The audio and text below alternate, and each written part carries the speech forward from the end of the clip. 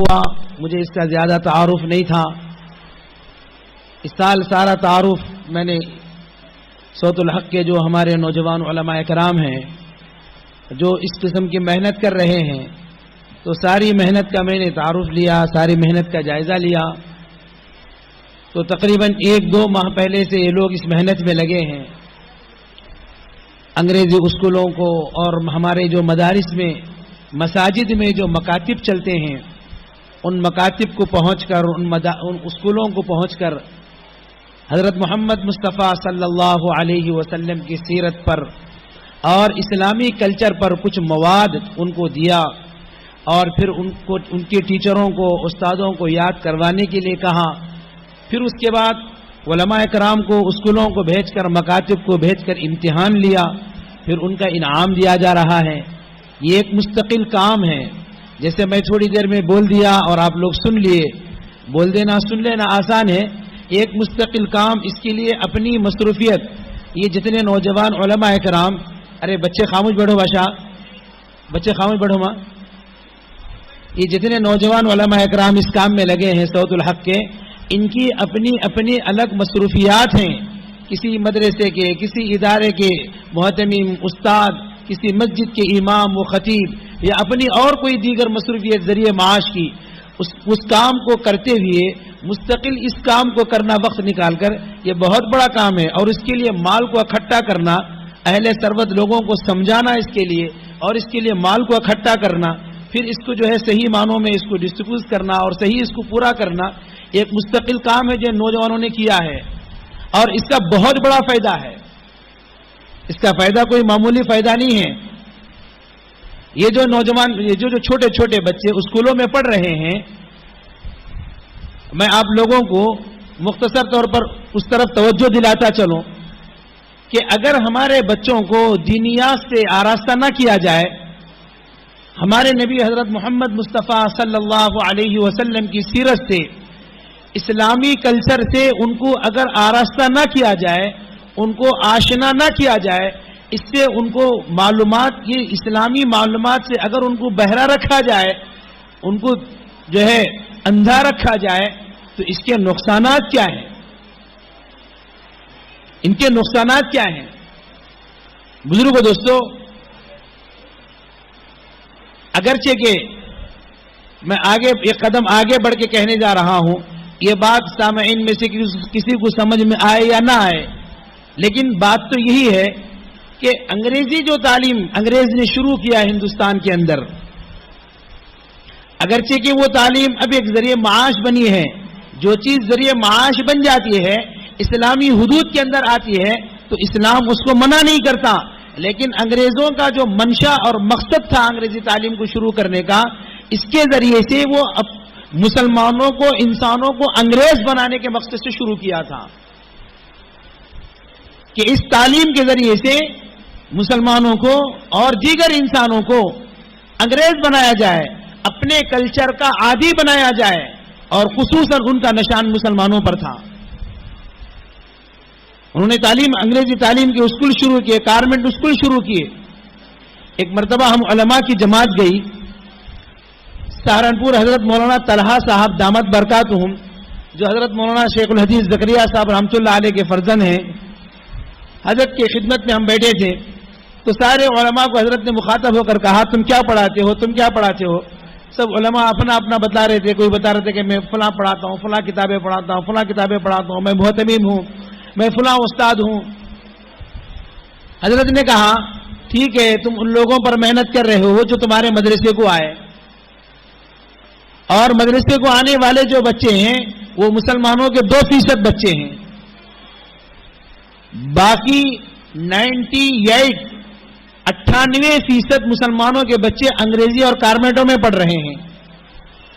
ان کے دین کے بارے میں، ان کے دینی کلچر کے بارے میں، ان کے دینی ماحول کے بارے میں، ان کا دینی ذہن بنانے کے بارے میں تمہاری کیا فکر و محنت ہے؟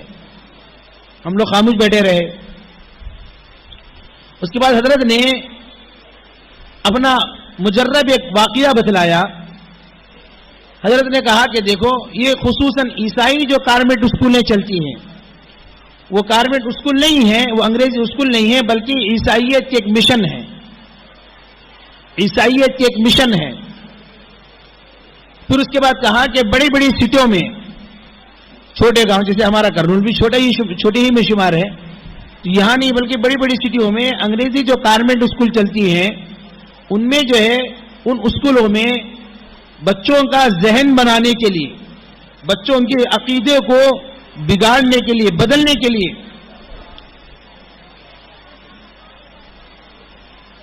آپس میں بات نہ کریں، یہ بچے خاموش رہیں، اور اندر جو ہماری خواتین بیٹھی ہیں وہ بھی خاموش بیٹھیں، خاموشی سے بیٹھیں۔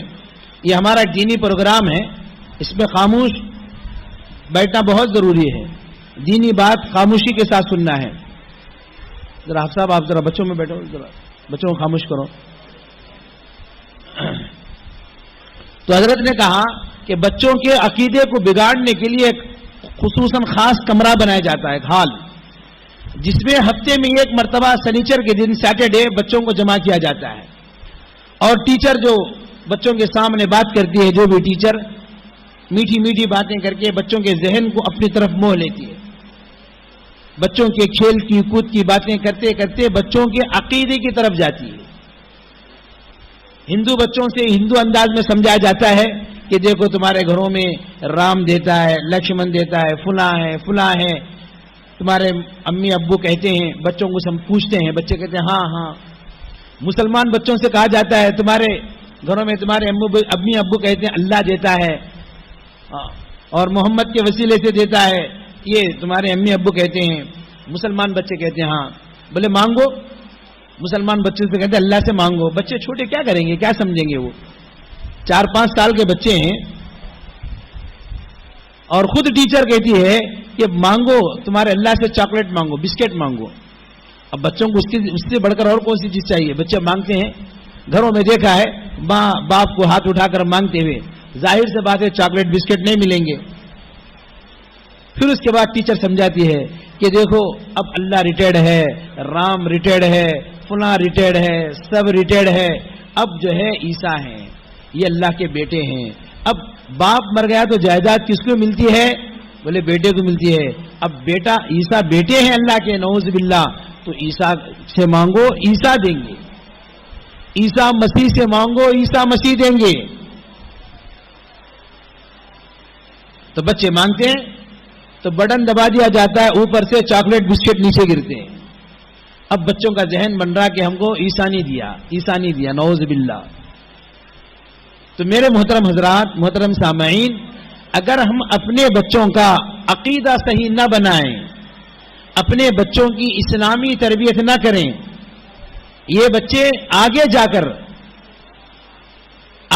کر خود تو اسلام سے محروم ہوں گے، دوسروں کے بھی اسلام کے محرومیت کا ذریعہ بنیں گے۔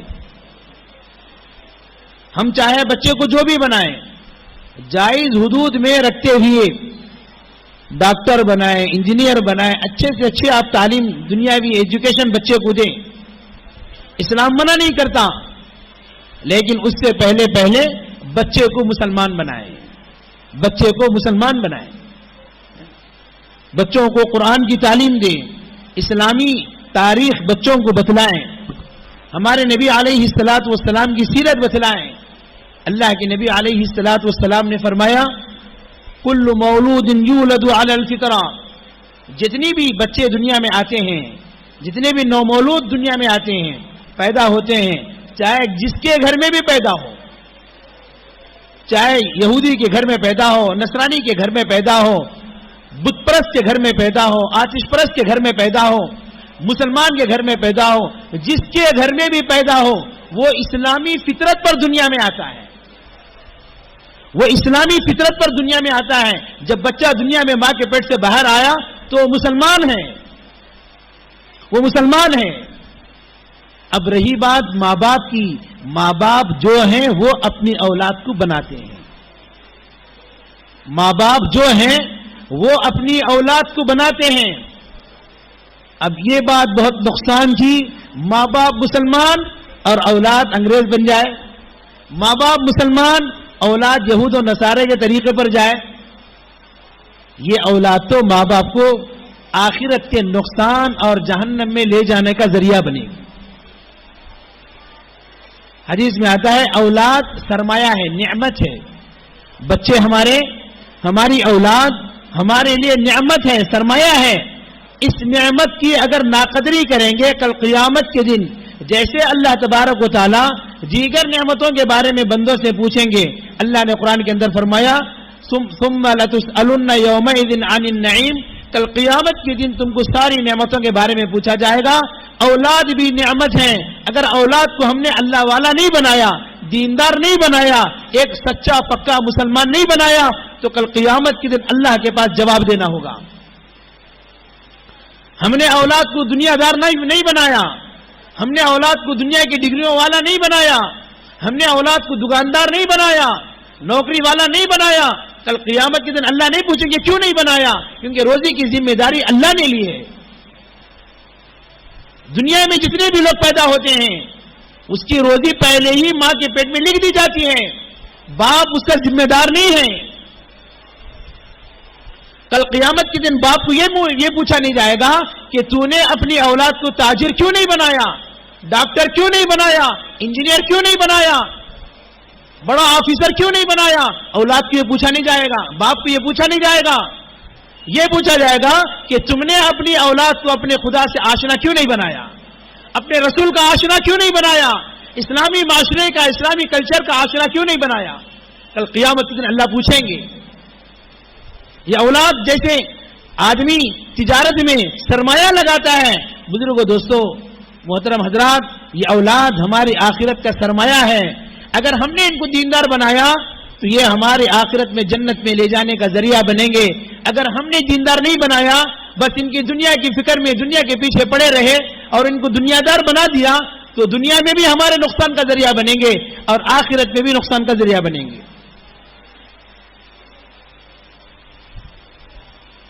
ایک کرنول کی مثال بولتا ہوں. مجھ سے جو پیش آئی، ایک صاحب میرے دوست میرے ساتھ تھے ایک سفر میں، سب لوگ تھے، کئی لوگ تھے. تو دو لوگ تھے بڑی عمر کے، عمر رسیدہ، اس میں سے ایک انتقال کر کے اللہ ان کی مغفرت فرمائے اور ایک حیات ہیں. انہوں نے اپنے دونوں بیٹوں کو حافظ، عالم، مفتی بنایا ہے. تو باپوں کے ساتھ دونوں بیٹے باپوں کی خدمت میں، دونوں باپ معذور تھے، بچے باپوں کی خدمت میں لگے ہیں. باپ وضو بنا رہے ہیں تو ان کو پانی لا کے دے رہے ہیں، پیر دھلا رہے ہیں پانی ڈال کے. دونوں بچے مفتیاں ہیں، بڑی بڑی کتابیں پڑھاتے ہیں مدرسوں میں، اور باپ کے پیر دھلا رہے ہیں، کھانے کے لیے لا کے رکھ رہے ہیں، وضو بنائے تو فوراً توال دستی دے رہے ہیں. جو دوست میرے ساتھ تھے، میرے دوست، انہوں بھی بڑی عمر کے تھے، ان کی بھی بچے ہیں، بڑے تاجر بنایا انہوں نے بچوں کو. تو انہوں نے ان دونوں باپوں کو دیکھ کر اپنی حسرت ظاہر کی. اجی کیا جی، کاش میں بھی اپنے بچوں کو، ایک کو تو مفتی بناتا تو میرے ساتھ لکو رہتا، تاجر بنایا، بیٹے مجھے پوچھتے بھی نہیں ہیں. ہمارے کرنول کی زبان میں کیا بولے، میرے بیٹے مجھے پوچھتے بھی نہیں ہیں، ابا کھائے نہیں کھائے، کیا ہوا، کیسی ہے طبیعت. شادیاں کیا، بڑے بڑے تاجراں بنایا، بڑی بڑی دکانیں ان کو لگا کر دیا، لیکن آج مجھے پوچھتے تک نہیں ہیں کہ کیا کر رہے ہیں آپ، کیا کھا رہے ہیں آپ. اللہ مجھے نوازا ہے، اللہ مجھے بہت دیا ہے، میں مزے میں ہوں، لیکن اولاد کی جو محبت، اولاد سے جو باپ چاہتا ہے، جیسے اولاد جب مجبور تھی چھوٹے عمر میں باپ سے، ماں باپ سے جو اولاد چاہتی تھی، ماں باپ نے وہ پیار دیا. جب ماں باپ بوڑھے ہو جاتے ہیں تو وہی پیار، وہی خدمت اولاد سے چاہتے ہیں. تو آج میری اولاد مجھے وہ نہیں دے رہی ہے، میری اولاد مجھے وہ نہیں دے رہی ہے. میں نے ان سے کہا کہ حضرت آپ نے تاجر تو بنایا لیکن دیندار نہیں بنایا. مسئلہ یہ ہے. تو میرے بھائیوں، بزرگوں، دوستوں، محترم سامعین، یہ بہت بڑی چیز ہے اپنی اولاد کو دیندار بنانا. ایک مرتبہ ہم لوگ ریل گاڑی میں سفر کر رہے تھے، ایک فیملی تھی، پڑوس ملک کی فیملی تھی. تو چھوٹا بچہ تھا، بالکل پینٹ شرٹ پہنا ہوا ہے، 7 سال کی عمر کا بچہ ہے. جیسے ہم لوگ مولوی ہیں تو مولویوں کی باتیں کرتے ہیں. تو میں نے اس بچے سے جیسے بات کرتے کرتے پوچھا, بیٹا تم کو نماز پڑھنا آتا ہے؟ تو بچے نے کہا ہاں آتا ہے. پھر میں نے کہا کتنی سورتیں تمہیں یاد ہیں؟ تو بچے نے جھٹ سے مجھے دیکھتے ہوئے کہا کہ مولوی صاحب میں حافظ قرآن ہوں. کیا کہا ذرا بولو بھی اپنی زبانوں سے, مولوی صاحب میں حافظ قرآن ہوں. میں حیران رہ گیا. پھر ان کے ماں باپ کی طرف دیکھا, بولے آپ کا بچہ حافظ قرآن؟ تو انہوں نے کہا ہمارے پاس عام ماحول ہے, اپنے بچوں کو پہلے حافظ قرآن بنا دیتے ہیں, پھر اس کے بعد ہم جو چاہے پڑھا لیتے ہیں, ڈاکٹر بھی بناتے ہیں, انجینئر بناتے ہیں, جو چاہے بناتے ہیں. وہ ایک ذریعہ معاش ہے, وہ علم نہیں ہے, ایک معاش کا ذریعہ ہے. جیسے کوئی آدمی کارپینٹر بنتا ہے, کوئی آدمی اور بھی کوئی جو ہنر کا جو ہے یہ بنتا ہے, ہنر سیکھتا ہے اور اپنا ذریعہ معاش چلاتا ہے, وہ بھی ایک ذریعہ ہے. لیکن مسلمان اور اسلام اور علم, اسلامی علم جو قرآن ہے حدیث ہے, ان چیزوں سے اپنی اولاد کو آراستہ کرنا, ان چیزوں سے اپنی اولاد کو جو ہے مانوس کرنا اور ان چیزوں کا ان اسلامی کلچر پر چلنے کا عادی بنانا, یہ ہر ماں باپ کی ذمہ داری ہے. اسی لیے اللہ نے قرآن پاک کے اندر فرمایا یا ایھا الذین آمنوا قوا انفسکم واہلیکم نارا, اے ایمان والو اپنے آپ کو, اپنے اہل و عیال کو جہنم کی آگ سے بچاؤ. اپنے آپ کو, اپنے اہل و عیال کو جہنم کی آگ سے بچاؤ. بزرگو دوستو, جہنم کی آگ سے بچانے کی چیز کون سی ہے؟ میرے نبی صلی اللہ علیہ وسلم کی سیرت ہے. اپنے بچوں کو نبی کی سیرت پر لاؤ, نبی کی سنتوں کا عادی بناؤ. گھر میں اسکول کا وقت ہو رہا ہو, ہونے دو, لیکن سنت طریقے پر بچے کھانا کھائیں. اور ایسی اسکولوں میں پڑھاؤ جہاں پر اسلام سے, اسلامی تعلیمات سے ہٹ کر دیگر تعلیمات نہیں دی جاتی ہوں. اسلامی کلچر سے ہٹ کر کپڑے نہ پہنائے جاتے ہوں, ایسے انگریزی اسکولوں میں پڑھاؤ. اگر انگریزی اسکولوں میں پڑھانا ہی ہے تو جن انگریزی اسکولوں میں اسلامی تعلیمات سے ہٹ کر دیگر چیزیں پڑھائی جاتی ہیں اس میں اپنی اولاد کو داخل نہ کرو. اگر داخل کرتے بھی ہیں تو اپنا ڈیمانڈ رکھو, میں مسلمان ہوں, میری اولاد وہ نہیں پڑھے گی, وندے ماترم میرے بچے نہیں پڑھیں گے, میرے بچے فلاں چیزیں نہیں پڑھیں گے, میرے بچے تمہارے ڈانس کے, تمہارے فلاں فلاں پروگرام میں حصہ نہیں لیں گے, میں مسلمان ہوں. ہمارے اسلام کے فخر کو ظاہر کرو, اس پر فخر کرو. ہم مسلمان اسلام پر فخر نہیں تو کس پر فخر کریں گے؟ اسلام پر کون فخر کرے گا؟ ہم اسلام پر نہیں تو کس پر فخر کریں گے؟ جیسے انگریزی اسکولوں میں برتھ ڈے کا عام رواج ہے, اپنی اولاد کو بتلاؤ کہ دیکھو برتھ ڈے ہمارے اسلام کا مزاج نہیں ہے, وہ نصارہ کا مزاج ہے, وہ نصارہ کرتے ہیں, مسلمانوں کا مزاج نہیں ہے. میرے نبی نے نہیں سکھایا برتھ ڈے کرنا. وہ مسلمان ماں باپ ہوتے ہیں جو اپنے اولاد کو یہ تربیت دیتے ہیں. ایسا نہیں کہ بچی نے کہا کہ میری فلاں سہیلی نے لا کر بانٹا, میرے فلاں اسکول میٹ نے لا کر, کلاس میٹ نے لا کر بانٹا, تو میں بھی چاکلیٹ بانٹتی ہوں برتھ ڈے میں, میں بھی کیک تقسیم کرنا چاہتی ہوں برتھ ڈے میں, اور یہ باپ بھی جو ہے جا کر کیک دلا کر تقسیم کرتا ہے. تو پھر اس باپ میں جو نصرانی ہے, عیسائی ہے, اور اس باپ میں جو مسلمان ہے, فرق کیا ہے؟ مسلمان اپنے اسلام کو ہر جگہ ظاہر کرنا ہے, شان سے ظاہر کرنا ہے, اور اپنے اولاد کو سمجھانا ہے. سمجھائیں, اپنے اولاد کا ذہن بنائیں. ایسا نہیں مول صاحب بچی رو رہی ہے, روئے گی بچی. کیا بچی بیماری کی حالت میں کڑوی ٹانک پینے سے خوشی ہوگی؟ ہنستے ہنستے پیے گی, نہیں روئے گی. کیا روئے تو اس کو چھوڑ دیں گے آپ؟ جیسے یہاں روئی تو آپ نے کیک جلا دیا, کیا وہاں روئی تو ٹانک پلانا چھوڑ دیں گے؟ ہاتھ پیر پکڑ کر ماں باپ نہیں چاہے تو آزو بازو والوں کو بلا کے پکڑ کے ڈالیں گے, کیونکہ اس میں اس کی بھلائی ہے, اس میں اس کی صحت ہے. یہ بھی چیزیں جو اسلامیات ہیں, میرے نبی صلی اللہ علیہ وسلم کے جو طریقے ہیں, اس میں صرف اولاد کی نہیں بلکہ ہماری بھی آخرت کی کامیابی ہے. اس کو ہم سمجھیں اور اپنے اولاد کو سمجھائیں, اور ایسے کلچر کا بچوں کو, اپنی اولاد کو عادی بنائیں جو میرے نبی صلی اللہ علیہ وسلم نے دیا ہے, میرے نبی علیہ الصلوۃ والسلام نے بتلایا ہے. سنت طریقے پر کھانا, سنت طریقے پر پانی پینا, سنت طریقے کے کپڑے پہننا.